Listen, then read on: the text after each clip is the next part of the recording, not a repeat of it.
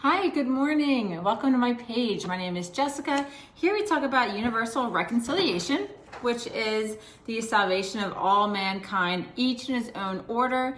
If you're new to this page, check out my comment below to learn more about God's plan for everybody. So today I want to talk about God's love for all of his creation, including Satan. Yep, that's right. I'm sure if you're a Christian or you grew up Christian, you're taught to hate Satan because he's the enemy, which he is, but he's still God's creation. So bear with me, especially if you're new to universal reconciliation. Because when I was new to it, someone told me that Hitler was also ultimately saved by Christ. And I cringed at that for a while. But God softened my heart to be able to accept that fact. Now I'm perfectly okay with it, knowing that Jesus saved Hitler because Jesus forgave his enemies, his own murderers, on the cross. Once I was able to settle that fact into my heart, a new idea sprung up with me. What about Satan? I later realized through doing research in the Bible that God also loves Satan as well. God's love encompasses both human and his entire creation. I'm going to be reading from the Concordant Literal Version Bible, the Old Testament and the New Testament. So if you don't have a Concordant Bible, I definitely recommend finding one. You can get one on the link. Okay, so God's love encompasses everyone. He has mercy over his entire creation. We see here in Psalms 145:9, pause. So 145:9 states that good is Yahweh to all, and his compassions are over all his works. So all means all. He has compassion towards Satan, and compassion means to empathize with someone who is suffering and to feel compelled to reduce the suffering of the person. Even Jesus said to love your enemies. Like I said before, Jesus forgave his murderers. Everything is subjected to God, and you can find that in Hebrews 2:8. Let me bring that up real quick. Hebrews 2:8 states that all dost thou subject underneath his feet. For in the subjection of all to him, he leaves nothing unsubject to him. Yet now we are not yet seeing all subject to him, yet we are observing Jesus. So, right there, even Satan is subjected under God. Satan is not some wild card that escaped God's grace and God's love and is out just terrorizing people. No, Satan is even subjected. I don't know if Satan even knows that, but he's subjected to God, and so are all of his messengers. We know that when sin abounds, grace superabounds. And what does Satan do all day, every day? He sins. He misses the mark. He hurts people. Grace always ones up sins and overrides sin, and I do have proof of that in Romans 5:20. Let me just find it real quick. Romans 5:20 states that, yet law came in by the way, that the offense should be increasing. Yet where sin increases, grace super exceeds. So when sin increases, grace super exceeds. That's why I love the Concordant Literal Bible. I love the way that they word that. Grace super exceeds, goes up and beyond the call of duty. God doesn't make mistakes. God is in the details of his entire creation. So you can rest assured that everything is going as planned. Everything he creates was created out of love and for his glory.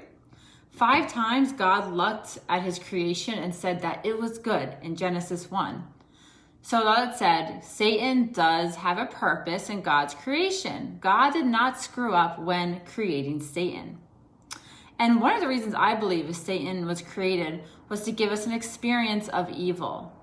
Satan is called the father of lies, violent, wicked, and a murderer. But we see in Ecclesiastes, probably not saying that, Ecclesiastes 1:13. Let me just get the Bible out. It says, Ecclesiastes 1:13, it is an experience of evil Elohim has given to the sons of humanity to humble them by it. So I believe Satan is here to give us that experience, because without pain, you wouldn't know what joy is. Without sleepless nights, we wouldn't appreciate a good night's sleep. And I especially appreciate a good night's sleep, because I do struggle with insomnia. So there's nothing like a full night of rest.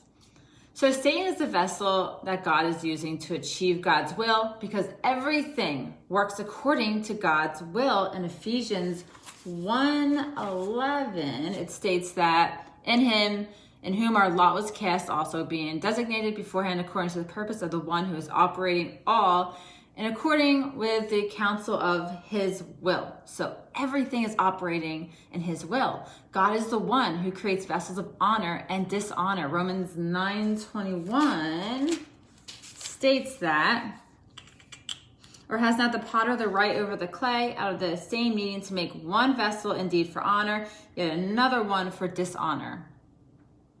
So right there you see that God is the one who created vessels of dishonor. So I even consider religion to be a dishonorable vessel that God is using. Let's see.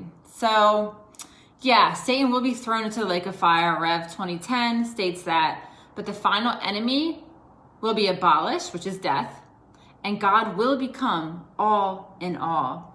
Lastly, let's see what Jesus completed on the cross. You can find that on Colossians 1:20, where it states that, for in him the entire complement delights to dwell, and through him to reconcile all to him, making peace through the blood of his cross, through him, whether those on earth or those in heaven. So yes, Satan is chained up for 1,000 years, and yes, he is tossed into the lake of fire, not denying that. Eventually death will be abolished, and God will be all in all, and every knee shall bow and confess that Jesus is Lord.